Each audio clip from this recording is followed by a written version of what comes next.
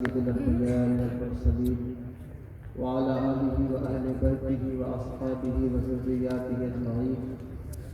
أما بعد، أعوذ بالله من الشيطان الرجيم. بسم الله الرحمن الرحيم. إن الله وملائكته يصلون على النبي يا أيها الذين آمنوا صلوا عليه وسلموا تسليما. اللهم صل على سيدنا وشفيعنا حبيبنا مولانا محمد وآله وسلم. الصلاة والسلام عليك حبيبي يا رسول الله صلى الله عليه وعلى أصحابك يا نور الله صلى الله تعالى عليه وسلم. منبر شریف پر جلوہ فراز جملہ علماء ملت اسلامیہ اور جملہ محترم سامعین و حاضرین کارکنان اجلاس، السلام علیکم ورحمۃ اللہ تعالی. اللہ رب العزت کا فضل ہے، اس کی دی ہوئی توفیق سے ہم اور آپ آج کے اس مبارک پروگرام میں شرکت کی سعادت حاصل کر رہے ہیں. میں کسی لمبی چوڑی تقریر کے لیے حاضر نہیں ہوا. آج خصوصی کتاب غازی ملت کا آپ نے سماعت کیا اور ابھی میرے بعد آپ کو جناب شکیل برکاتی صاحب جو ایک مشہور و معروف اور مقبول مداح رسول ہیں، ان کو آپ کو سماعت کرنا ہے جتنی دیر آپ چاہیں. اور میں بس کچھ پیغام کے لیے حاضر ہوا ہوں. حضور غازی ملت نے اپنی تقریر میں جو کچھ آپ کو اشارے میں کنارے میں سمجھانے کی کوشش کی ہے، اس کو سمجھنے کی کوشش کیجیے اور اپنے نوجوانوں، اپنے بچوں اور اپنی بچیوں بیٹیوں کو وہ کردار دینے کی کوشش کیجیے جس کردار کی بنیاد پر آپ پوری دنیا میں امن و سکون کے ساتھ رہ سکتے ہیں. تھوڑی دیر توجہ میری طرف کیجیے گا. وہ کردار اپنے اندر پیدا کیجیے. توجہ ہے آپ جی جی جی جی ہے توجہ آپ کی، یا میں ختم کر دوں؟ شبیر صاحب کو سننا چاہتے ہیں؟ نہیں نقیب صاحب نے بھی ایسے اعلان کیا کہ میں ڈر گیا کہ 10 منٹ جو ہے وہ بولنا ہے یا نہیں بولنا ہے. حالانکہ خطابت بہت اچھی کر رہے تھے. اللہ تعالیٰ برکت عطا فرمائے. آمین آمین ثم تو سننا ہے آپ کو انہیں، لیکن مجھے معلوم ہے کہ بیڈن کی عوام بڑی سنجیدہ ہے اور بہت سمجھدار ہے، اور سمجھدار ہونے کی ضرورت بھی ہے. ناسمجھیوں کا دور چلا گیا. ناسمجھی کرنے والے چاہے ادھر بیٹھیں یا ادھر بیٹھیں گزارا نہیں ہے. اس لیے سمجھدار بنیے اور یاد رکھیے کہ جب تک آپ اپنے کردار کو مضبوط نہیں کریں گے، کردار کو نہیں سنواریں گے، تب تک خاموش ہو جاؤ بھائی، ذرا 10 منٹ کے لیے خاموش ہو جائیے. توجہ بند کرائیے. دروشی پڑھیے آواز بلند.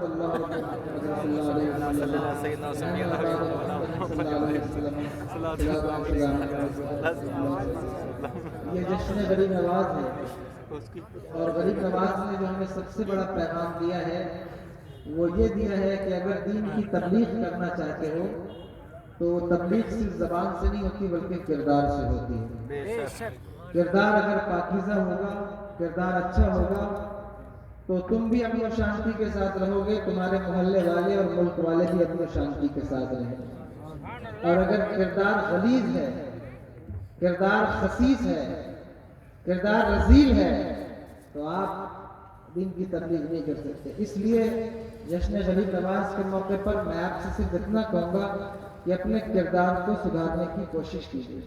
آپ کی سب سے بڑی جنگ اس وقت آپ کے کردار کے لیے ہونی چاہیے کہ آپ کا کردار کیسا ہے، آپ کیسے معاشرے میں زندگی گزار رہے ہیں. جھوٹ کے معاشرے میں، غیبت، چغلی، حسد، کڑھن، بدگمانی کے معاشرے میں، یا ایک اچھے سنجیدہ معاشرے میں، ایک متقی پرہیزگار معاشرے میں. جس طرح کا ماحول آپ کریٹ کریں گے اتنا ہی زیادہ آپ دین کی مدد کر سکتے ہیں اگر آپ نے اچھا ماحول کریٹ کیا. اور اگر آپ ان چیزوں سے طرف نظر کر کے یہ سمجھ رہے ہیں کہ صرف تقریر جلسے ہمیں کامیاب کر دیں گے تو آپ غلط ہیں. اس لیے اپنے کردار پر پوری توجہ دیجیے اور یاد رکھیے کہ کردار جب پاکیزہ ہوتا ہے تو وہ جو ہے وہ بغیر عشق رسول کے پاکیزہ نہیں ہو سکتا. کردار کبھی بھی اچھا بغیر عشق کے نہیں بنتا. جب عشق ہوتا ہے، یقین ہوتا ہے، تو کردار بھی اچھا ہوتا ہے. اس لیے عشق رسول پر توجہ کریں اور اپنے یقین پر توجہ کریں. دنیا بھر میں یہ مشن چل رہا ہے کہ آپ کا کانفیڈنس ختم کر دیا جائے. آپ کے کانفیڈنس کو، آپ کے یقین کو ختم کر دیا جائے. ہر اعتبار سے دنیا چاہتی ہے کہ وہ آپ کے کانفیڈنس اور یقین کو ختم کر دے، آپ کے عشق کو ختم کر دے. اسی لیے وہ آپ کو طرح طرح کے فکروں میں، فساد میں ڈالنے کی کوشش کر رہی ہے. کبھی جو ہے وہ آپ کے ایمانی یقین کو کمزور کیا جاتا ہے، کبھی جسمانی یقین کو کمزور کیا جاتا ہے، کبھی معیشت کے اعتبار سے آپ کے یقین کو کمزور کیا جا رہا ہے، اور آپ مسلسل بے اعتمادی اور بے یقینی کا شکار ہو رہے ہیں. اس لیے یقین پیدا کیجئے. یقین پیدا ہوگا، عشق پیدا ہوگا، تو کردار بھی پیدا ہوگا. سمجھ میں آ رہی ہے میری بات یا نہیں سمجھ آ رہی ہے؟ تو کردار اچھا کیجئے، اپنا کردار اچھا بنائیے. اور بے یقینی کی بنیاد پر آپ کردار اچھا نہیں کر سکتے جب تک کہ آپ کا یقین، تیقن مضبوط نہ ہو. وہ کیسے ہوگا؟ یہی حضور غازی ملت نے فرمایا. حالانکہ اتنے بڑے خطیب کے بعد میرا کچھ بولنا تو بالکل جو ہے وہ مناسب نہیں ہے، لیکن میں جب حضرت بول رہے تھے تو میں یہ سمجھ رہا تھا کہ اگر حضرت کے بعد مجھے تھوڑی دیر بولنے کا موقع ملا تو شاید میں حضرت کے تقریر کی کچھ تفسیر کروں گا اور آپ کو کچھ سمجھاؤں گا، کیونکہ بہت ساری باتیں ایسی بھی رہی ہوں گی جو شاید آپ کی سمجھ میں نہ آئی ہیں. تو مجھے ایسا لگ رہا تھا کہ میں شاید ٹرانسلیٹر بن کے کچھ بات آپ تک سمجھا دوں گا، لیکن خیر اس کا وقت نہیں ہے. لیکن اتنا ضرور کہوں گا کہ حضرت نے جو فرمایا وہ یہ ہے کہ بے اعتمادی سے باہر نکلو، بزدلی اور جو ہے وہ بد کرداری سے باہر نکلو. انسان تبھی بزدل بنتا ہے جب وہ بد کردار ہوتا ہے. وہی قوم ڈرپوک ہوتی ہے جس کا کردار خراب ہوتا ہے. جس کا کردار چمکدار ہو وہ قوم کبھی ڈرپوک نہیں ہوتی، وہ قوم کبھی جو ہے وہ بزدل نہیں ہوتی بلکہ بہادر ہوتی ہے. تو اپنی نسلوں کو بزدلی کا پیغام مت وصیت کرو، ودیت کرو، بلکہ انہیں بہادری کی امانت ودیت کرو. اور بہادری اسی وقت ودیت ہوگی جب تمہارا کردار چمکدار ہوگا، جب کردار اچھا ہوگا. اگر سڑکوں پر، گلیوں میں، محلوں میں اٹھتے بیٹھتے جھوٹ کا بازار گرم کر رہے ہو، غیبت، چغلی، زنا، حسد اور کڑھن سے تمہارا معاشرہ بگڑ رہا ہے، غیبت کی بدبو اور تعفن سے مسجدوں کے کمرے اگر بدبودار ہو رہے ہیں، تو تمہیں چاہیے کہ اپنے کردار کی حفاظت کرو اور اپنے کردار کو سنوارو. اگر تم نے اپنے کردار کو سنوار لیا تو نوجوان خود بخود بہادر بن جائے گا.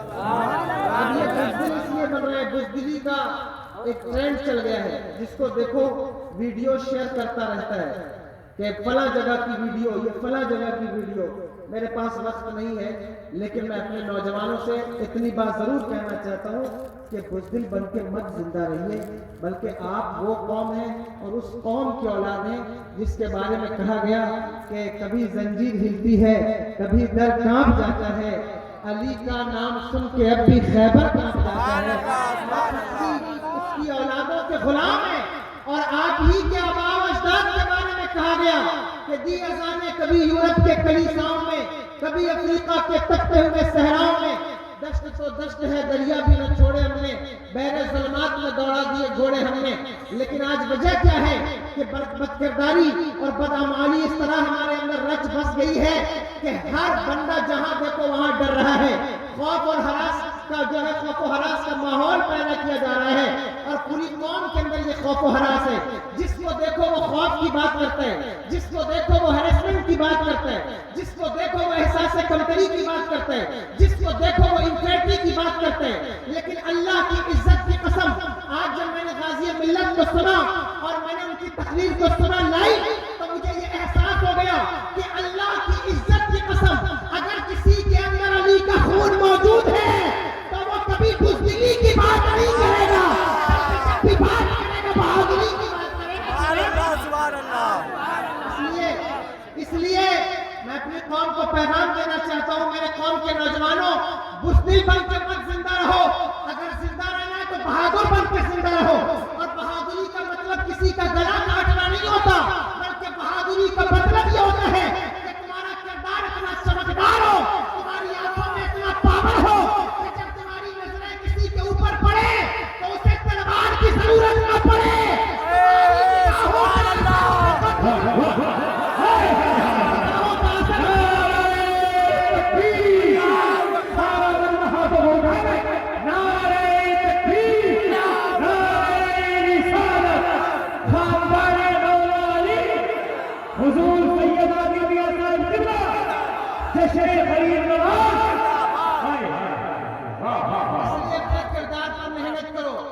اپنے کردار پر کام کرو.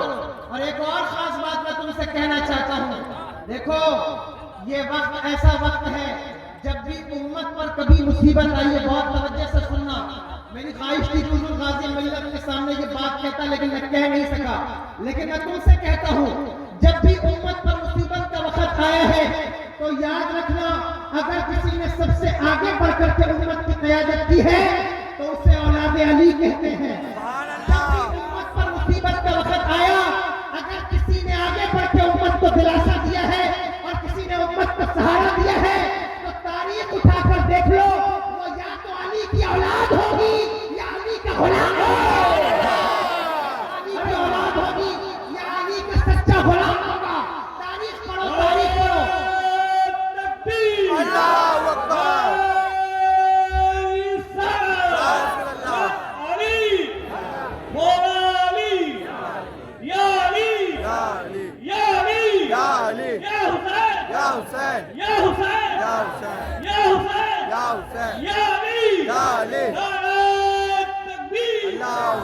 جب بھی کبھی مصیبت آئی ہے, جب بھی مصیبت آئی ہے تو اولاد علی نے آگے بڑھ کر کے سہارا دیا ہے. اس لیے میں تم سے کہتا ہوں کہ سادات کا دامن تمہارے ہاتھوں سے چھوٹنا نہیں چاہیے.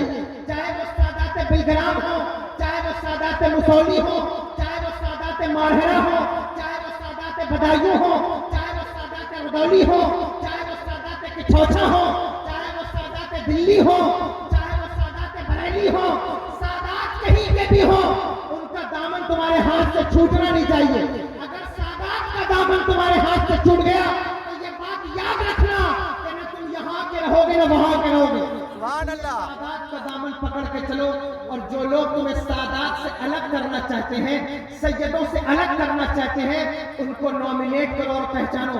میں تقریر ختم نہیں کر رہا ہوں, میں تمہیں صرف یہ پیغام دینا چاہتا ہوں, اس وقت امت کا سہارا, اس وقت نہیں بلکہ ہر دور میں جب جب امت پریشان ہوئی ہے, خدا کی قسم علی کی اولاد نے سہارا دیا ہے.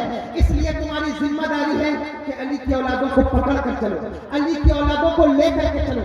جتنی خانقاہیں ہیں وہ ہماری اپنی خانقاہیں ہیں. ایک زمانہ گزر گیا سنتے سنتے کہ صاحب جو ہے وہ اشرفیوں کا معاملہ, رضویوں کا معاملہ, کتنے دن تک یہ ڈھکوسلے بازی کرو گے, کتنے دن تک یہ بیوقوفیاں کرتے رہو گے. اشرفی اور رضوی میں نہ کوئی اختلاف کل تھا نہ آج کوئی اختلاف ہے. تاریخ کا اندازہ نہ ہو تو اپنے اکابرین کو اٹھا کر کے پڑھو. حضور مفتی اعظم ہند کی تاریخ دیکھو, حضور محدث اعظم ہند کی تاریخ دیکھو, حضور اعلیٰ حضرت اشرفی میاں کی تاریخ دیکھو. میرے پاس وقت نہیں ورنہ میں تمہیں بتاتا کہ سادات بریلوی سے کہا تھا کہ احمد رضا جاؤ دلی کی سرزمین پر ایک شخص بیٹھا ہوا ہے نظام الدین اولیاء کی بارگاہ میں, اسے بلا کر لے آؤ تاکہ ہم اپنی امانتوں سے منتقل کر دیں. جانتے ہو اس شخص کا نام کیا تھا؟ اس شخصیت کو اعلیٰ حضرت اشرفی میاں کہا جاتا ہے. شریف کی وہ مقدس شخصیت جب بریلی کے اسٹیشن سے ٹرین گزرتی تو اشرفی میاں ٹرین میں اٹھ کر کھڑے ہو جاتے کہ یہ بریلی کے تاجدار کا شہر ہے. اور جب اشرفی میاں ٹرین سے گزرتے تو بریلی کا تاجدار اپنی چپل اتار کر کھانا ٹفن میں لے کر ٹرین پر حاضری دیتا. یہ معاملات تھے. لیکن اب دنیا یہ جانتی ہے, لوگوں کو معلوم ہے کہ جب تک یہ آپس میں لڑیں گے نہیں تو ہم راج کیسے کریں گے, جب تک یہ آپس میں بھڑیں گے نہیں تو ہماری سلطنت قائم کیسے ہوگی. واللہ باللہ تاللہ کہہ رہا ہوں کہ اس وقت میں کسی کو نامینیٹ کر کے یہ بات نہیں کہہ رہا ہوں, لیکن اتنا ضرور کہہ رہا ہوں کہ چاہے وہ اشرفی ہو, چاہے رضوی ہو, چاہے برکاتی ہو, چاہے نوری ہو, خدا کی قسم ہندوستان کی سرزمین پر ہو یا دنیا کے کسی حصے میں ہو, ان سب کا شجرہ میرے آقا غوث الاعظم سے ملتا ہے. سب قادری ہیں اور میرے امام نے کہا کہ قادری کر, قادری رکھ, قادریوں میں اٹھا, قادر قدرت نمائے.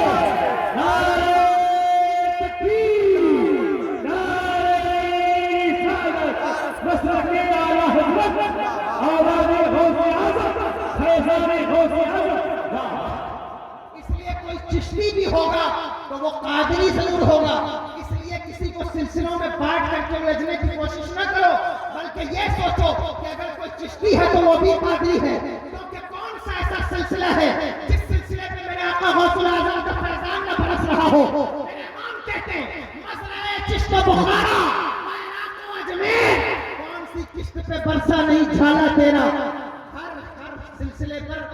मौजूद गौसुल आजम का फैजान बरस रहा है, इसलिए वक्त कम है, बस इतना समझिए कि आपको इत्तेफाक के साथ जिंदगी गुजारना है, इत्तेहाद के साथ जिंदगी गुजारना है, इत्तेहाद के साथ जिंदगी गुजारना है। सिलसिले बांटने के लिए नहीं आते, सिलसिले लोगों को तोड़ने के लिए नहीं आते कि वहां शफी देखा तो हम फूट गए, वहां रज़वी देखा तो हम फूट गए। ये सिलसिले हमारे सरों के ताज हैं, चाहे वो सिलसिला शफिया हो, चाहे वो सिलसिला रज़विया हो, चाहे वो सिलसिला नूरिया हो, बरकातिया हो, ये सिलसिले हमारे सरों के ताज हैं। इसलिए इनमें इख्तिलाफ मत कीजिए, बल्कि आपस में मिलजुल करके रहिए। और इस पर कौन ऐसा आलिम है, कौन ऐसा सिलसिले वाला है जो मेरे इमाम अहमद रजा की मोहब्बतों और उनके कारनामों और उनकी कोशिशों का एतराफ न कर रहा हो। मैंने तो किसी खानवादे को नहीं देखा।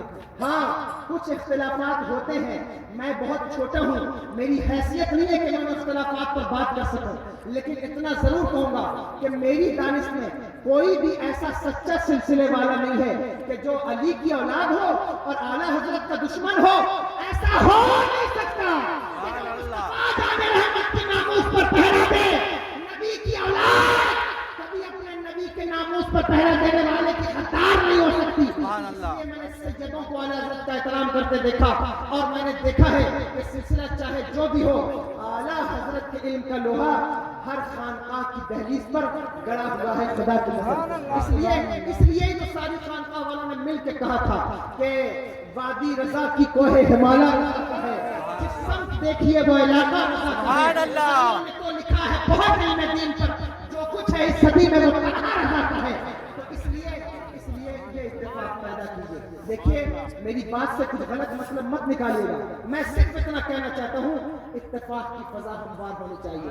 ये वक्त लड़ने का नहीं है, ये वक्त झगड़ने का नहीं है, ये वक्त खुराफात करने का नहीं है मेरे भाइयों। ये वक्त तो ऐसा है कि आओ हम मिल करके अपने किरदार पर काम करें, अपने नौजवानों के किरदार पर काम करें। और नौजवानों, जलसे से पैगाम लेकर जाओ, खुदा की कसम, अगर तुमने अपने किरदार पर 1 साल मेहनत कर ली, मैं तुम्हें गारंटी देता हूँ हुजूर के इस मंबर से, अल्लाह की इज्जत की कसम, अगर तुमने अपने किरदार को चमकदार कर लिया तो तुम्हें नारों से डराने वाले, तलवारों से डराने वाले तुम्हारी निगाहों के सामने पानी भरते हुए नजर आएंगे और तुम्हारे मुसल्ले सीधे करते हुए नजर आएंगे। तुम एक बार किरदार पैदा करके दे देखो। हुजूर गनी नवाज की बारगाह में क्या कुछ नहीं हुआ, किरदार को मुजमैल करने की कोशिश की गई, लेकिन मोहम्मद बिन कासिम हिंदुस्तान की सरजमीन पर आए, किरदार को तोड़ने की कोशिश की गई। यहूदी और ईसाई चाहते हैं कि तुम्हारे किरदार को तोड़ दिया जाए, तुम्हारा किरदार खत्म कर दिया जाए, क्योंकि हमारे पास सबसे बड़ी नेमत किरदार की नेमत है। अगर हम नेक हैं, इबादत गुजार हैं, अपनी निगाहों की हिफाजत करते हैं, नमाजों की पाबंदी करते हैं, झूठ गीबत चुगली से बचते हैं, ज़िना तकब्बुर घमंड से बचते हैं, कुफ्र और निफाक से बच रहे हैं, और हम अल्लाह से डर रहे हैं, अल्लाह ने वो किरदार की चमक अता फरमाएगा कि हमें डरने की जरूरत नहीं दुनिया से, बल्कि दुनिया हमारे किरदार से खौफ खाती हुई नजर आएगी। इसलिए अपने किरदार पर काम कीजिए और याद रखिए, बेयकीनी मत पैदा कीजिए, बेएतमादी मत पैदा कीजिए। ये किरदार न होने की बुनियाद पर पैदा होती है, यकीन चला जाता है, एतमाद चला जाता है, कॉन्फिडेंस चला जाता है। सारी दुनिया कॉन्फिडेंस बनाने की फिक्र में है, और एक हमारी कौम के चंद ऐसे बदमाश हैं जो कॉन्फिडेंस को खत्म करने के चक्कर में बेयकीनी पैदा करना चाहते हैं। बिलाशुबा मैं बिना तनकीद के ये बात कह रहा हूँ, बबाल दुहल ऐसे लोग हैं जो हर बात पर यकीन को खत्म करने की कोशिश कर रहे हैं। उनसे गरीब नवाज मनाओ तो पूछते हैं ये गरीब नवाज का उर्स मनाना कैसा है, शब मेराज आ जाए तो शब मेराज मनाना कैसा है, शब बारात आ जाए तो शब बारात मनाना कैसा है, नमाज में टोपी लगाना है या नहीं लगाना है, पाँव को इतना फैलाना है या उतना फैलाना है। ये बेएतमादी का फिरका है जो धीरे धीरे कौम में घुस रहा है। और मैं ये बात इसलिए आमतौर पर करता हूँ क्योंकि आजकल उनके मुबल्लिग तो गाँव नहीं आते, लेकिन उनकी वीडियोज हर बच्चे के पास जरूर पहुंच जाती है। इसलिए उस बेएतमादी फैलाने वाले फिरके से बचिए और कॉन्फिडेंस को मजबूत कीजिए, यकीन को पुख्ता कीजिए, क्योंकि अगर यकीन वाले कहाँ से चले कहाँ पहुंचे, जो अहले शक हैं अगर में मगर में रहते हैं। इसी बेएतमादी की बुनियाद पर आज आप जलालत का शिकार हैं और रुसवाई का शिकार हो रहे हैं। इसलिए इन चीजों पर तवज्जो कीजिए। अल्लाह तबारक व तआला हमें और आपको बरकतें अता फरमाए और मजीद जो जिन्होंने इस जलसे का इनेकाद किया अल्लाह उनको बरकतें अता फरमाए। अस्तगफिरुल्लाह रब्बी मिन कुल्लि ज़ंबिन व अतूबु इलैह। वक्त ज्यादा हो गया है इसलिए मैं आप सब हज़रत नात पढ़ दीजिए, हज़रत नात पढ़ दीजिए। حضرت نعت پڑھ غلام حشم درود شریف پڑھیے اللہ اللهم صل على سيدنا وسيدنا حبيبنا مولانا محمد وعلى وسلم صلى الله عليه وسلم عليك حبيبي يا رسول الله صلى الله تعالى عليه وسلم اور درود شریف پڑھیے ایک مرتبہ اللهم صل على سيدنا وسيدنا حبيبنا مولانا محمد وعلى وسلم صلى الله والسلام عليك حبيبي يا رسول الله صلى الله تعالى عليه وسلم سلام علیکم یا رسول اللہ صلی اللہ تعالی علیہ وسلم. دیکھو میں بات کردار کی کر رہا تھا، اسی بات کو تھوڑی سی بات اور آپ سے بات کر لیں. کہنا یہ چاہتا ہوں کہ جس بندے کو دیکھو وہ موت سے ڈر رہا ہے، موت سے خائف ہے، اتنا موت سے کیوں ڈرتے ہو؟ اتنی زیادہ پریشانی کیوں ہے موت سے؟ موت سے اتنی نفرت کیوں کر رہے ہو؟ مرنا تو سبھی کو ہے، ایسا تو نہیں ہے کہ مرنے سے جان چھوٹ جائے گی. کوئی آج مرے گا، کوئی کل مرے گا، لیکن موت تو سبھی کو آنی ہے. تو جب موت آنی ہی ہے تو اس زندگی کو بہادری کے ساتھ کیوں نہ گزارا جائے، اس دلی کے ساتھ کیوں گزارا جائے. اگر تمہیں ویڈیو شیئر، میں سیدھی بات کر رہا ہوں چونکہ وقت نہیں ہے، اگر ویڈیو شیئر کرنے کا اتنا شوق ہے تو بزدلی کی ویڈیوز مت شیئر کیا کرو، بلکہ اپنے اکابرین کے بہادری کی ویڈیوز شیئر کیا کرو. اگر شیئر کرنے کا اتنا شوق ہے تو ان اکابرین کی تاریخ کے قصے شیئر کرو جنہوں نے شیروں کے جبڑے پھاڑے ہیں. ان اکابرین کی تاریخ اپنے نوجوانوں کو سناؤ جنہوں نے اپنی مسکراہٹوں سے لوگوں کی جانیں لی ہیں. ان اکابرین کی تاریخ سناؤ جنہوں نے غرناطہ اسپین کی سرزمین پر 500 لوگ تھے 60,000 کے مقابلے میں. کبھی تاریخ اندلس پڑھو تمہیں پتہ چلے گا جو لوگ تاریخ بن زیاد کی قیادت میں اندلس پہنچے 500 لوگ تھے اور 500 لوگوں نے اپنی کشتیاں جلا دی. سنو بہت توجہ سے سننا، میں بات کردار کی کہہ رہا ہوں، بہادری کی. جب وہ اندلس کے ساحل پر پہنچے تو انہوں نے اپنی کشتیاں جلا دی. بادشاہ نے اپنے سفیر کو بھیجا کہ جاؤ دیکھو یہ لوگ کیسے آئے ہیں، کشتی سے آئے ہیں یا خشکی کے راستے سے آئے ہیں. جب سفیر آنے والا آیا، آ کر کے اس نے دیکھا کہ نہ کشتی ہے، نہ کوئی گھوڑا ہے، نہ کوئی آنے کا سامان ہے، تو اس نے جا کر بادشاہ سے کہا کہ یہ لوگ پتہ نہیں کیسے آئے ہیں، یا تو آسمان سے ٹپکے ہیں یا زمین سے اگے ہیں. ان کے آنے کا کوئی راستہ تو دکھائی نہیں دے رہا ہے، کوئی سامان تو دکھائی نہیں دے رہا ہے. تاریخ یاد کرو اس سفیر کی جسے کفار مکہ نے بھیجا تھا. بہت توجہ سے سنیے گا، اس سفیر کی تاریخ یاد کرو جسے کفار مکہ نے بھیجا تھا. اس کا نام کیا تھا؟ وہب بن عمیر، جو حضور سرور دو عالم صلی اللہ تعالی علیہ وسلم کے 313 سپاہیوں کی جاسوسی کرنے آیا تھا میدان بدر کے اندر. کہ کفار نے بھیجا تھا کہ جاؤ دیکھو یہ جو بدر کے میدان میں آئے ہیں ان کے پاس تلواریں کتنی ہیں، ان کے پاس گھوڑے کتنے ہیں، ان کے پاس اسلحے کتنے ہیں، ان کے پاس آلات حرب و ضرب کتنے ہیں. آج آپ اسی میں پریشان ہو کہ ہمارے پاس پیسہ کتنا ہے، ہمارے پاس تعلیم کتنی ہے، ہمارے پاس روپیہ کتنا ہے، ہمارے پاس سرمایہ کتنا ہے، ہمارے پاس سورس نہیں ہے، ہمارے پاس حکومت نہیں ہے، ہمارے پاس جائیداد نہیں ہے. میں کہتا ہوں مسلمانوں، کے مسلمانوں اپنی دولت کو پہچانو. اللہ کی عزت کی قسم اگر ساری دنیا کے پاس دولت ہے، سرمایہ ہے، ایٹم بم ہے، جہاز ہے، خدا کی قسم ہمارے پاس غریب نواز ہے. دنیا کے سارے جہاز ایک طرف، ہمارا غریب نواز ایک طرف. اپنی طاقت کو پہچاننے کی کوشش کرو، اپنی طاقت کو جاننے کی کوشش کرو کہ اللہ نے تمہیں کیا سرمایہ دیا ہے. وہب بن عمیر آیا اور آ کر کے اس نے دیکھنا چاہا کہ مسلمانوں کے پاس کیا ہے. اس نے کیا دیکھا کہ گھوڑے بھی نہیں ہیں، 2 گھوڑے ہیں، جو ہے وہ تلواریں بھی سلامت نہیں ہے، کسی کی پھانی ٹوٹی ہوئی ہے، کسی کی نوک ٹوٹی ہوئی ہے، کسی کا دستہ ٹوٹا ہوا ہے، جو ہے وہ صحابہ کے پیروں میں چپلیں بھی نہیں ہیں، سروں پر ٹوپیاں بھی نہیں ہیں، زرہیں بھی نہیں ہیں، کچھ بھی نہیں تھا. کھانے کے لیے کھجور بھی نہیں تھی، بلکہ جس کھجور کو چوس کر کے سحری کرتے تھے اسی کھجور کو چوس کر کے افطار کرتے تھے. جب وہب بن عمیر واپس گیا تو اس نے جا کے کفار مکہ سے کہا سنو یہ جو بدر کے دن تم سے لڑنے کے لیے آئے ہیں نا مسلمان، ان کے پاس کچھ بھی نہیں ہے، نہ گھوڑا ہے، نہ تلوار ہے، نہ ان کے پاس کوئی ساز و سامان ہے، نہ ان کے پاس کوئی کھانے کا سامان ہے، نہ پیچھے کوئی کمک ہے، نہ اس کے علاوہ کوئی رسد ہے، کچھ بھی ان کے پاس موجود نہیں ہے. 300 سے زیادہ کچھ لوگ ہیں، 3 اونٹ کھانے والے لوگ ہیں. جب ابو جہل نے اتنا سنا تو سن کر کے خوش ہو گیا اور خوش ہو کر کے کفار مکہ سے کیا کہا کہ اے کفار مکہ، رسیاں اکٹھی کرو، کل لڑائی کوئی نہیں ہوگی، ہم ان مسلمانوں کو پکڑیں گے اور پکڑ کر کے انہیں باندھیں گے اور باندھ کر کے لے جائیں گے صحن کعبہ میں، ان کو ذلیل کریں گے. رسیاں اکٹھی کرو. جب ابو جہل نے اپنی بات کی تو وہب بن عمیر کھڑا ہو گیا اور اس نے کھڑا ہو کر کے کہا کہ کہ ابو جہل میں نے جو بات کی ہے وہ رپورٹ ہے، اب میرا مشورہ بھی سن لے۔ ابو جہل کا مشورہ کیا ہے؟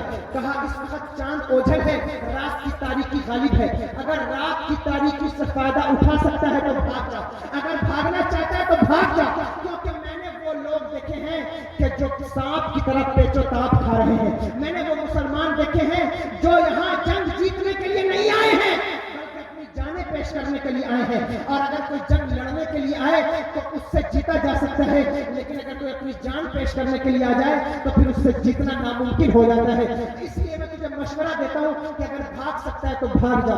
مجھے بتاؤ مسلمانوں، جب تم موت سے اتنی نفرت کرنے لگو گے، تمہیں لگتا ہے، تمہیں یہ ڈر ستا رہا ہے کہ ہمارا کیا ہوگا، ہمارے بچوں کا کیا ہوگا، ہماری بیویوں کا کیا ہوگا، ہماری عورتوں کا کیا ہوگا، میں تم سے گزارش کرتا ہوں اس بزدلی کی زندگی سے باہر نکلو، کردار پیدا کرو۔ جب کردار پیدا ہو جائے گا تو تمہیں موت سے ڈر نہیں لگے گا، اور قوم مسلم وہ قوم ہے جو موت سے ڈرتی نہیں ہے، قوم مسلم وہ قوم ہے جو بہادر قوم ہوتی ہے، قوم ماں کی مائیں، اسلام کی مائیں وہ بچے جنتی ہیں کہ جن کے بچے اگر ضرورت پڑے تو قوم کے لیے اپنی جان دے سکیں، معاشرے کے لیے اپنی جان دے سکیں، ملک کے لیے اپنی جان دے سکیں۔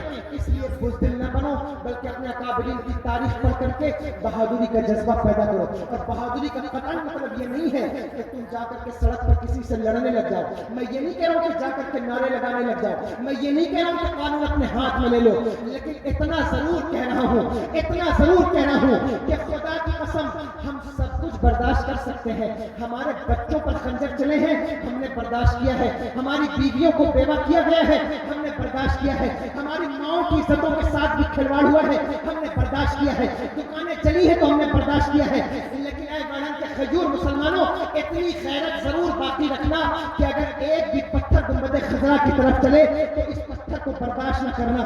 جس دن تم نے ان چیزوں کو برداشت کرنا شروع کر دیا تمہاری ہستی دنیا سے ختم ہو جائے گی۔ ویسے بھی تم قرآن کو چھوڑ چکے ہو، ویسے بھی مسجدوں سے تمہارا تعلق نہیں ہے، ویسے بھی علماء کی توہین تمہارا شیوا بن گیا ہے، ویسے بھی اسٹیج پر آنا، جلسوں میں بیٹھنا تم نے تفریح کا بنا لیا ہے اس کو۔ اگر تم نے حضور کی عزت پر بھی سمجھوتا کر لیا، اگر تم نے حضور کی ناموس پر بھی سمجھوتا کر لیا تو تمہاری عزت کہیں نہیں رہ جائے گی، کیونکہ دنیا اور آخرت میں اگر ہماری کوئی عزت ہے تو وہ حضور کے قدموں سے ہے، اور اگر حضور کے قدموں سے سبحان اللہ، ہو گئے ان کی ناموس کے بارے میں اللہ اکبر، یا رسول اللہ، زندہ باد۔ بس اتنی بات آپ سے کہنا چاہتا تھا کہ یہ غیرت اپنے اندر زندہ رکھیے، یہ غیرت اپنے اندر زندہ رکھیے، باقی رکھیے، اور یاد رکھیے کہ تب تک آپ بہادر نہیں بن سکتے جب تک آپ کے اندر کردار نہ ہو۔ یہ پلپلے لوگ ہیں جن کو نماز سے تعلق نہیں، اللہ کی ذات پر یقین نہیں، کوئی مسئلہ ہوتا ہے تو گڑگڑا کر کے، پریشان ہو کر کے سب سے پہلے یہی اپنے دروازے بند کرتے ہیں۔ میں کہتا ہوں کہ ہم تمہیں جہاد کی دعوت تو نہیں دے رہے، ہم تمہیں جنگ کی دعوت تو نہیں دے رہے، لیکن اتنا ضرور کہہ رہے ہیں کہ اپنے معاملات میں، اپنے دینی معاملات میں سوچنے اور سمجھنے کی صلاحیت پیدا کرو۔ دیکھو کہ تمہارے ساتھ کیا کیا جا رہا ہے۔ چند اوباش لوگ ہیں جو تمہیں بیوقوف بنانے کی کوشش کر رہے ہیں، تمہیں ڈرانے کی کوشش کر رہے ہیں۔ اس ڈر کے ساتھ زندگی مت گزارو۔ میری بہنیں پیچھے بیٹھی ہوئی ہیں، میں ان بہنوں کو مخاطب کر کے کہنا چاہتا ہوں، میری بہنوں، خدا کے لیے اپنے کردار کو بچاؤ، خدا کے لیے پردے کی حفاظت کرو، خدا کے لیے اپنے کردار کے بارے میں فکر مند ہو جاؤ اور فکر کرو۔ آج پوری دنیا کی نظریں تمہارے اوپر لگی ہوئی ہیں، دنیا تمہیں بیوقوف بنانا چاہتی ہے، تمہیں وہ نادان سمجھتی ہے، لیکن اسلام کی شہزادیاں بیوقوف نہیں ہوتی۔ اسلام کی شہزادیوں کا کردار اتنا پاکیزہ ہوتا ہے، اتنا مقدس ہوتا ہے کہ ان کی کوکھ سے اولاد پیدا ہوتی ہے، اس اولاد کے ذریعے سے اللہ تبارک و تعالیٰ قوم کی مدد فرماتا ہے۔ اس لیے میرے قوم کی بیٹیوں، اپنے کردار کی حفاظت کرو۔ تمہیں اپنی طاقتوں کا اندازہ نہیں، تم سمجھتے ہو نماز سے کیا فائدہ ملے گا، تمہیں لگتا ہے کہ اسلامیات سے کیا فائدہ ہے۔ آج لوگوں سے کہو جھوٹ مت بولو، وہ کہتے ہیں جھوٹ تو ہمارا روز کا مشغلہ ہے۔ کہتا ہوں نماز پڑھو، وہ کہتے ہیں نماز پڑھنے سے ہمیں کیا فائدہ ملے گا۔ نماز کی اہمیت تمہاری نظروں میں نہیں ہے، روزوں کی اہمیت تمہاری نظروں میں نہیں ہے۔ اگر روزوں کی اہمیت ہوتی، اگر نماز کی تم سے زیادہ تو غیر تمہاری عبادتوں کی اہمیت اہمیت سمجھتے ہیں, تم سے زیادہ تو خیر تمہارے پردوں کی اہمیت سمجھتے ہیں. دیکھو بیٹیوں سے میں مخاطب ہو کر کہنا چاہتا ہوں, تم پردے کی عظمت نہیں سمجھ سکی ساری زندگی, لیکن کبھی پلٹ کر خیروں کی ذہنیت دیکھو, وہ تمہارے پردے کی اہمیت سمجھتے ہیں. ساری دنیا کے اندر لوگ اپنا منہ ڈھانپتے ہیں, کوئی ہیلمٹ سے منہ ڈھانپے, کوئی جو ہے وہ ماسک سے منہ ڈھانپے. ابھی 2 سال ایسے گزرے ہیں کہ سارے لوگ منہ ڈھانپتے تھے, چاہے پرائم منسٹر ہو, چاہے مکھیہ منتری ہو, چاہے سانسد ہو, چاہے ودھایک ہو, چاہے ڈاکٹر ہو, انجینئر ہو, سارے لوگوں کے چہرے پہ ماسک ہے, سب اپنا منہ ڈھانپ رہے ہیں. کوئی ہیلمٹ سے منہ ڈھانپتے ہیں, ٹھنڈی آئے تو مفلر سے منہ ڈھانپو, گرمی آئے تو گمچھے سے منہ ڈھانپو. منہ ڈھانپنے کا کلچر تو ہندوستان میں عام ہے, کبھی گھونگھٹ کیا جاتا ہے, کبھی مفلر باندھا جاتا ہے, کبھی ہیلمٹ پہنا جاتا ہے, کبھی ماسک لگایا جاتا ہے, لیکن کسی کے منہ ڈھانپنے پر کفر کو پریشانی نہیں ہے. پریشانی ہے تو کس پر پریشانی ہے؟ پریشانی ان لوگوں پر ہے جو حجاب کے نام پر منہ ڈھانپ رہے ہیں. یعنی ماسک سے منہ ڈھانپا جائے تو پریشانی نہیں, مفلر سے منہ ڈھانپا جائے تو پریشانی نہیں, لیکن حجاب سے منہ ڈھانپا جائے تو کتنی پریشانی ہے. کبھی ان باتوں پر غور کیا تم نے؟ تم پردے کی عظمت کو نہیں سمجھ سکے, لیکن کفر نے پردے کی عظمت کو سمجھا ہے. انہیں معلوم ہے کہ مفلر سے منہ ڈھانپنے والوں سے خطرہ نہیں ہے, انہیں معلوم ہے کہ ہیلمٹ سے منہ ڈھانپنے والوں سے خطرہ نہیں ہے, انہیں معلوم ہے ہزاروں بے پردہ عورتیں وہ کردار نہیں رکھتی جو میدان کربلا میں ایک پردے والی کا کردار ہے, جسے سیدنا زینب کہا جاتا ہے. اس کے کردار کا عالم یہ ہے, اس کے کردار کا عالم یہ ہے کہ اس کے خطبے کی گونج آج تک شام کے گورنر ہاؤس سے ٹکرا رہی ہے, آج بھی اس کے خطبے کی آواز ملک شام سے آ رہی ہے. انہیں معلوم ہے کہ پردے کی اہمیت کیا ہے اور پردے کا وقار کیا ہے, اس لیے وہ تمہارا پردہ چھیننا چاہتے ہیں, اس لیے وہ تم سے پردہ چھیننا چاہتے ہیں. دنیا میں کتنے ڈی جے بجتے ہیں, دنیا میں کتنے مائک لگتے ہیں. آپ اپنے ملک میں دیکھیں, اپنے شہر میں دیکھیں, کسی کے ہاں بچہ پیدا ہو جائے تو 10-20 دن تک ساؤنڈ ایمپلیفائر لگا کر کے وہ دنیا والوں کو سناتا ہے, لیکن کسی کو کوئی اعتراض نہیں ہے. ایک چناؤ پارشد کا ہو جائے تو ساری دنیا میں مائک لگا کر کے دن سے لے کر کے رات تک جو ہے وہ ساؤنڈ بجایا جاتا ہے, لیکن کسی کو کوئی پریشانی نہیں ہے. پتہ چلا وائس پولوشن کا مسئلہ نہیں ہے, مسئلہ اصل میں اس آزان کی طاقت کا ہے, کیونکہ لوگوں کو پتہ ہے کہ اس آزان میں اتنی طاقت ہے کہ اگر یہ سمندر کے کنارے دی جائے تو سمندر کی لہریں راستہ دے دیں, چوٹیوں پہ دی جائے چوٹیوں کو تسلسل ہو جائے.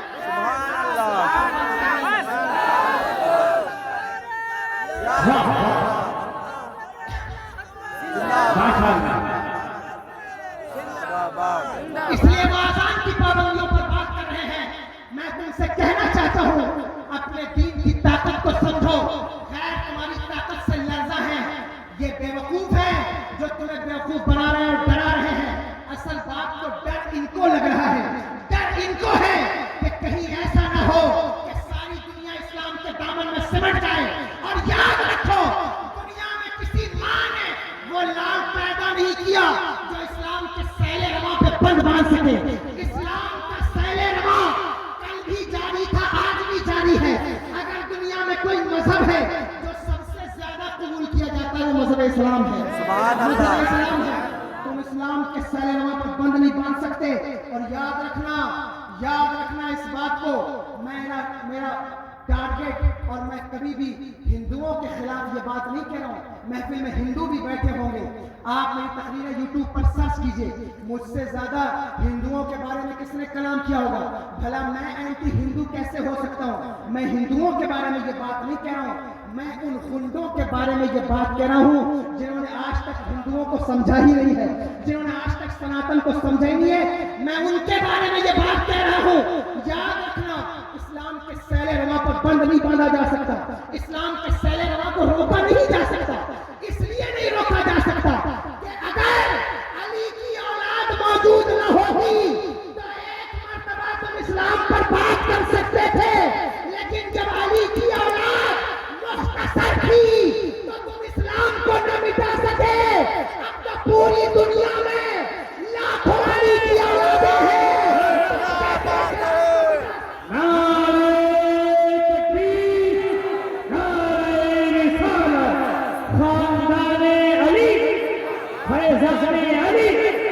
ایک علی کی اولاد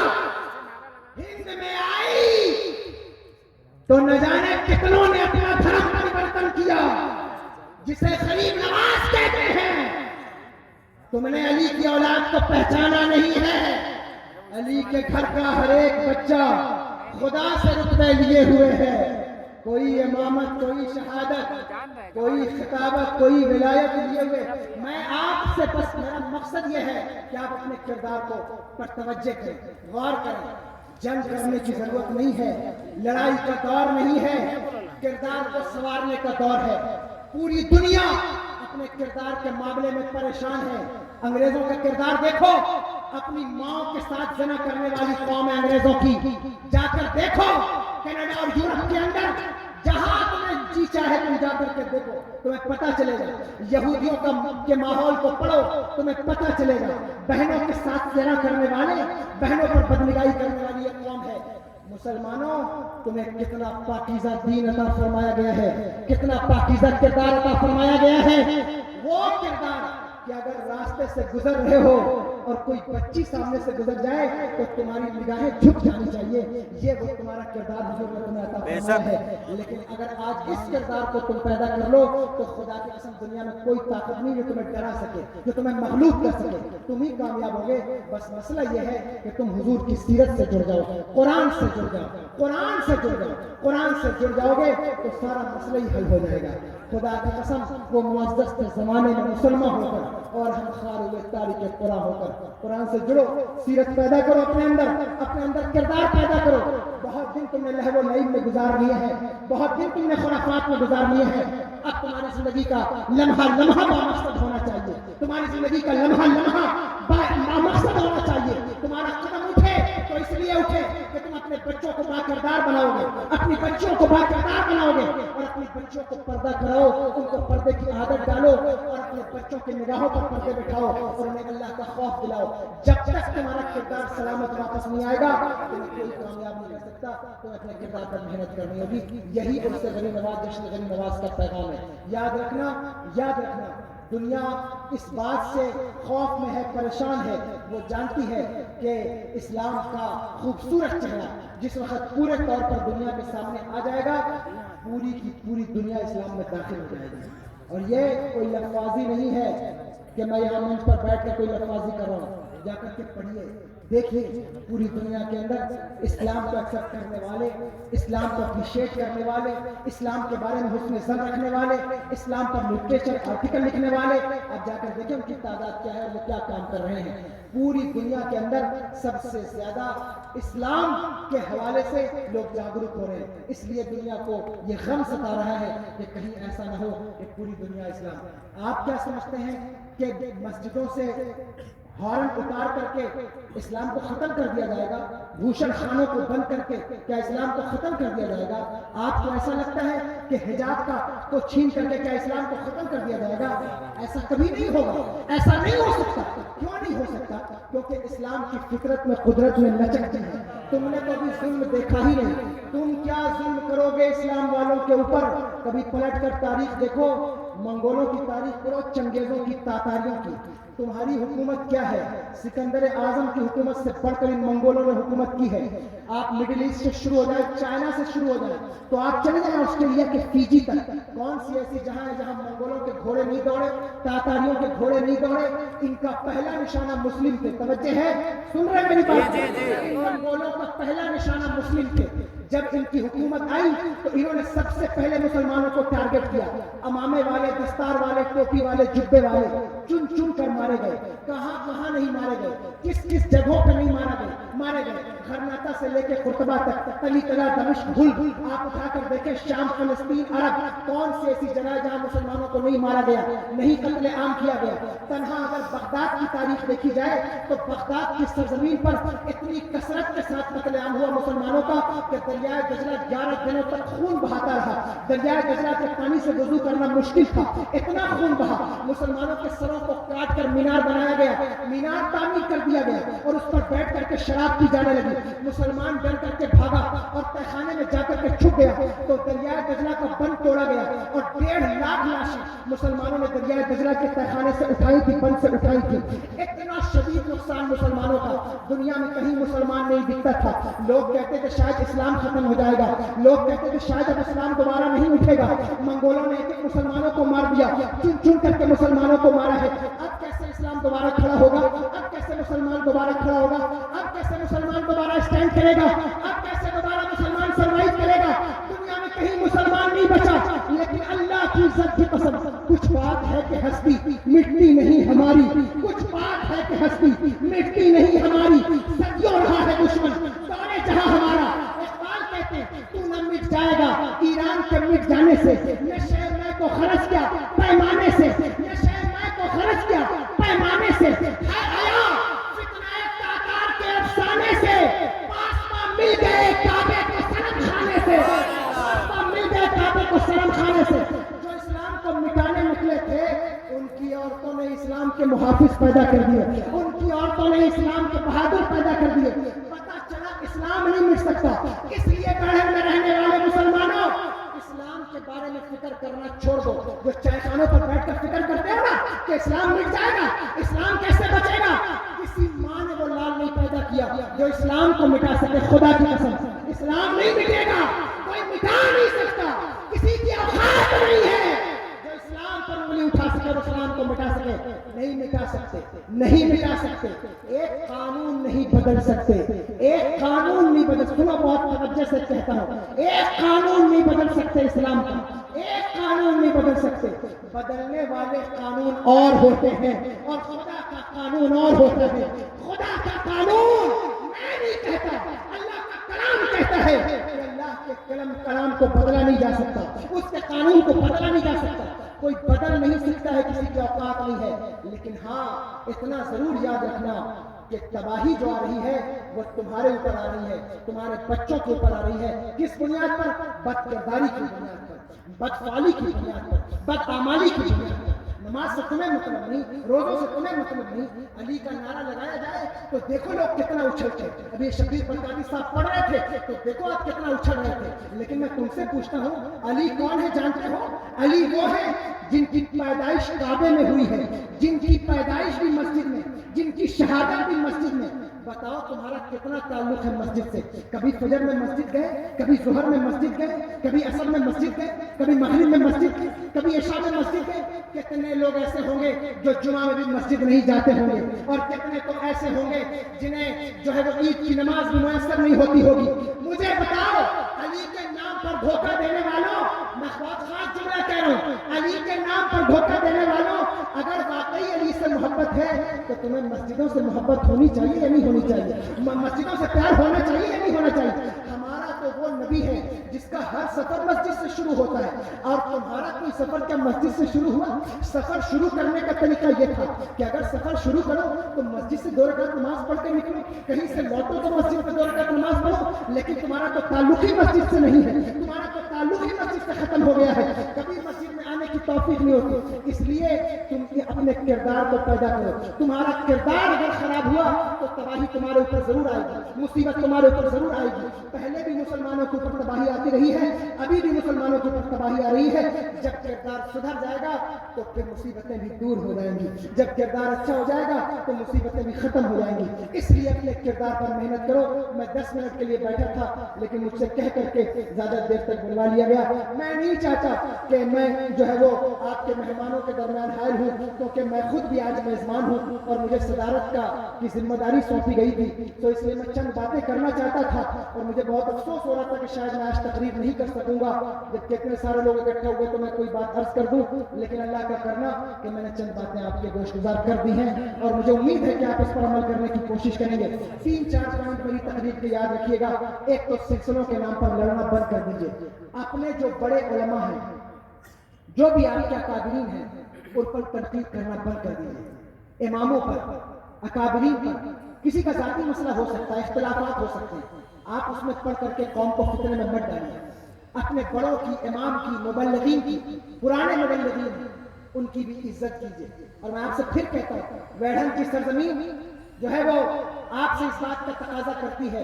आपके यहाँ बहुत सारे मुबल्लिग हैं, एक बहुत पुराना नाम मौलाना मंजूर अहमद साहब केवला का है, वो आपके पुराने मुबल्लिग हैं, आप उनकी ताज़ीम कीजिए, उनके बारे में, उनके मामलात में आप और जितने भी मुबल्लिगीन हैं आपसे, मैं आपको सिर्फ इसलिए ये बात कहना चाहता हूँ कि अगर आप अपने उलमा की ताज़ीम नहीं करेंगे तो कभी भी आप कामयाब नहीं हो सकेंगे। पहली चीज़ है कि आप सिलसिलों के मामले में इख्तिलाफ न करें, उलमा के मामले में इत्तेहाद से काम लें, ताज़ीम से काम लें, अपने बच्चों के किरदार पर मेहनत करें, इस्लामियात को अपनी ज़िंदगी में उतारने की कोशिश करें। ये चंद काम अगर आपने अपनी ज़िंदगी में किया, अल्लाह आपको ज़रूर कामयाब फरमाएगा और आपको ज़रूर वो इज़्ज़तों के ताज अता फरमाएगा जिसके आप मुतलाशी हैं। इज़्ज़तों का ताज बिल्डिंग बनाने से नहीं मिलता है, ये बात याद रखिएगा। इज़्ज़तों का ताज अलग मोहल्ला बसाने से नहीं मिलता है, इज़्ज़तों का ताज सिर्फ इल्म की बुनियाद पर भी नहीं मिलता है। अगर इल्म की बुनियाद पर, पैसे की बुनियाद पर और सरमाए की बुनियाद पर, हुकूमत की बुनियाद पर किसी को इज्जत मिलनी होती तो सबसे ज्यादा इज्जत उसी शख्स की होती, लेकिन आज उसकी कोई इज्जत नहीं है। तो फिर आप ये मत सोचिए कि हुकूमत की बुनियाद पर किसी को इज्जत मिलती है, नहीं नहीं, असल में किरदार की बुनियाद पर इज्जत मिलती है। कितने हाकिम आए चले गए, लोग गालियां दे रहे हैं, पुतले बना रहे हैं, लेकिन मुझे बताओ हुजूर गरीब नवाज की हुकूमत 800 साल से हिंदुस्तान की सरजमीन पर कायम है, लोगों का दिल धड़कता है तो गरीब नवाज का नाम निकलता है। इज्जत इसे कहा जाता है, इज्जत इसको कहा जाता है। इसलिए मैं आपसे कहता हूँ कि अपने किरदार को पाकीज़ा कीजिए, किरदार को बनाइए, अल्लाह किरदार के बदले में आपको बरकतें अता फरमाएगा, बगैर इसके आपके पास चारा नहीं है। तो इज्जत के लिए आपके लिए जरूरी है कि आप मुस्तफा जाने रहमत सरवर दो आलम सल्लल्लाहु अलैहि वसल्लम की नामूस पर पहरा दीजिए, हुजूर की इज्जत को पर जान देने का हौसला रखिए, हुजूर की इज्जत पर मर मिटने का हौसला रखिए। नौजवानों आगे बढ़ो, खड़े हो और अपने आप को नेक बनाओ। तुम्हारी सबसे बड़ी जंग ये है, तुम्हें किसी कौम से नहीं लड़ना, तुम्हें किसी कौम में फितना और फसाद में नहीं पड़ना, तुम्हें पत्थरबाजियां नहीं करनी, तुम्हें कानून अपने हाथ में नहीं लेना, बस तुम्हें अपने किरदार पर मेहनत करनी है। एक बात याद रखो, अपने किरदार पर मेहनत करनी। कोई एक जगह बनाओ जहां बैठ करके तुम अपने किरदार पर मेहनत कर सको। देखो ये सारी जगह किरदार पर मेहनत के लिए बनी है, चाहे वो अजमेर की सरजमीन हो, चाहे वो दिल्ली में महबूब इलाही की सरजमीन हो, चाहे वो कछौटा में महबूब सना की सरजमीन हो, चाहे बरेली में आला हज़रत की सरजमीन हो। ये वो सरजमीन है जहां किरदार को संवारा जाता था, जहां से कोई मुफ्ती आजम निकलता था, जहां से कोई नसीरुद्दीन चिराग दहली निकलता था, जहां से कोई बंदा नवाज गेसू दराज निकलता था, अजमेर से कोई कुतुबुद्दीन बख्तियार काकी निकलता था। ये सब किरदार के लोग थे जिनके किरदार को देख करके दुनिया अपनी मताई जिंदगी मिटा देती थी, लेकिन आज तुम्हारे चेहरों को देख करके लोग तुमसे नफरत कर रहे हैं। मुझे बताओ, रेलवे स्टेशन पर, एयरपोर्ट पर, हर जगह क्या तुम्हारे चेहरों से लोग नफरत नहीं करने लगे? क्या तुम्हारे चेहरे नफरतों के निशान नहीं बन गए? तुम्हारी दस्तार, टोपियां, गाड़ियां, भला ये भी कोई नफरत की चीज थी कि लोग इनको देख करके नफरत करते? असल में नफरत दाढ़ी और टोपी से नहीं है, नफरत तुम्हारे उस बेखुदा किरदार से है जो तुम्हारी टोपियों के पीछे छुपा हुआ है, जो तुम्हारी दाढ़ियों के पीछे छुपा हुआ है। इसलिए उस किरदार को चमकाने की जरूरत है। तुम कहोगे हजरत ये लोग तो बहुत पहले से नफरत करते थे, मैं कहूंगा नफरत तो करते थे, लेकिन जब इन्होंने मोहम्मद बिन कासिम का चेहरा देखा तो क्या ईमान नहीं लाए? जब गरीब नवाज का चेहरा देखा तो क्या ईमान नहीं लाए? क्या तारिक बिन ज़ैद का चेहरा देखा तो ईमान नहीं लाए? क्या काजी शरिया का चेहरा देखा तो ईमान नहीं लाए? चेहरों के साथ साथ किरदार खूबसूरत होते हैं तो लोग तुम्हारी तरफ अट्रैक्ट होते हैं, और जब चेहरे खूबसूरत हो और किरदार पलीद हो तो फिर कोई तुम्हारी तरफ अट्रैक्ट नहीं होता, बल्कि लोग तुमसे नफरत करते हैं। ये चंद बातें थी जो मैंने अर्ज कर दी, अल्लाह अमल की तौफीक अता फरमाए। मुझसे बार बार कहा जा रहा है नाते पाक के लिए, जी पढ़िए पढ़िए हज़रत, दो शेर पढ़िए। पेश कर दूं, उसके बाद मैं अपनी जगह ले लेता हूं। दुरूद शरीफ अल्लाह रब्बुल मोहम्मद